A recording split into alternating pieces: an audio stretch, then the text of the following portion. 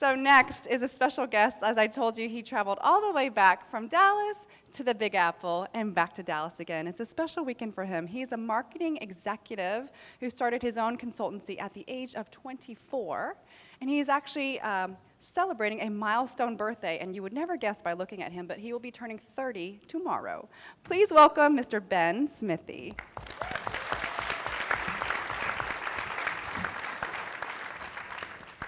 Thanks.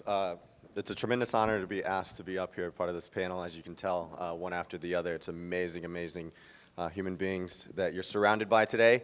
And to me, being a groundbreaker takes a couple things. One, it takes a lot of hard work to break through, and then second of all, it takes a lot of the tools. And in order to get those tools, rather than talk about my journey and what I do, I kind of wanted to talk about what made me who I am today. And so, that's me if you want to get in touch with me. That's the marketer in me. What I'd like to talk about are sort of my influences in my life, and I've been very blessed to have what I call 3 mothers and 3 fathers. I was actually born in Busan, right outside of Seoul, and I say I won the genetic lottery because as an adopted Asian American, though I've never met my biological parents, I learned something from them new every day as I learned more about myself.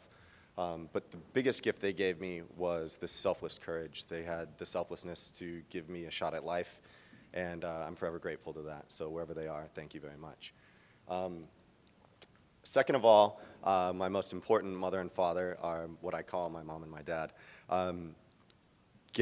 By adopting me, it was interesting growing up in a white household, being an Asian American. Interestingly enough, I didn't have those stereotypes. I didn't have the tiger mom. I didn't have the pressure to play piano, or I did play violin, or the pressure to be a doctor. So to me, I grew up sort of colorblind as well. I didn't know what stereotypes I was supposed to have placed upon me. I didn't sit at the Asian table at lunch because I didn't speak the language, I didn't eat the food, and I didn't really know all the K-pop stars and all of that. But my parents really defined love for me. They defined love as not having a race or ethnicity or color, but love was a choice, and that family was not necessarily based on genetics, but you know, the love that they share. And also diversity. So the diversity that was sort of ingrained in me naturally. I've always had this natural acceptance to a diverse population. To go a little bit further, this is my dad. The road less traveled, I think the lesson he taught me was that, you know, I can never look back at any sort of instance in life where he ever took anything less than the exact, honest, right route. And I think that's a very positive thing to say. I never had to look back and think about any great choices. It was always 100% the right thing, the right way, the hard way, no shortcuts, take the work. And he also taught me sort of what I call the ABCs of life: accountability, belief, and courage. Accountability, you could set your watch by my father, literally. He was Mr. Routine, the exact opposite of me, but yet I'm still so much like him. Belief in people. You know, he always did tell me, though, that I expect too much out of people, that I'll always be disappointed, but he always encouraged me to do so and believe in the right thing and do the right choice. And then courage. He was the most courageous man I've ever met in my life. I lost my dad when I was 25 to cancer. He fought cancer for 6 years, and only like a year before he passed away did he stop working full-time. He's the man that would go into work early Monday through Thursday, take off at lunch on Friday, go get chemo, rest over the weekends, and go back to work early on Monday so he could provide for our family. He was also committed to making a difference in my life and in my mom's life, committed to her until the day he died. So thank you, Dad. And then I might not make it to my birthday for showing this slide because my mom's in the audience.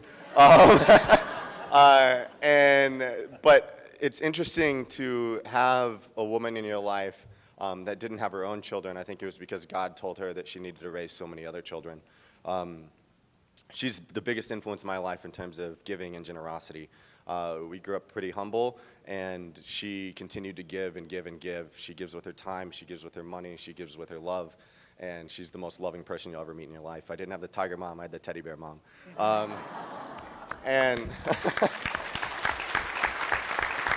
So thank you, Mom. And curiosity. I was able to try anything I wanted to try. My parents worked extra hard. If you want to play baseball, play baseball. You want to do karate, do karate. See, I did have some Asian things in me. I do compete with Tiffany for the least Asian on the panel. Benjamin Walter SMITHEE is my full name.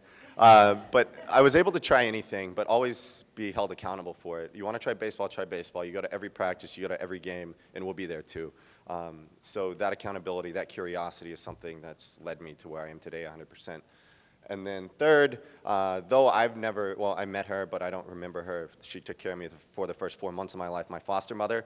I'm sure during those, very important times in early childhood development, she played an important role and gave me love. Again, choosing to love somebody that she knows she would only have in her life for a period of 4 months, I'm sure is a tough thing to do. But her love for me was what brought me to where I am today as well. And then finally, my father, which is God. Faith has played an important role in my life. Without faith, it's impossible to be an entrepreneur because it's the loneliest place in the world at times. You feel like you're fighting a dream that nobody else believes in. You're fighting a dream that you don't even believe in yourself at times. And you keep pushing and pushing and pushing, and it's always darkest before dawn.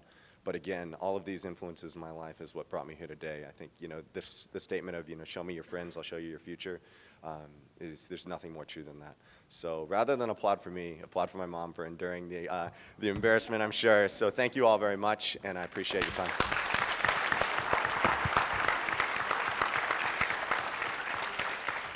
Thank you, Ben. And can we please see Ben's mom?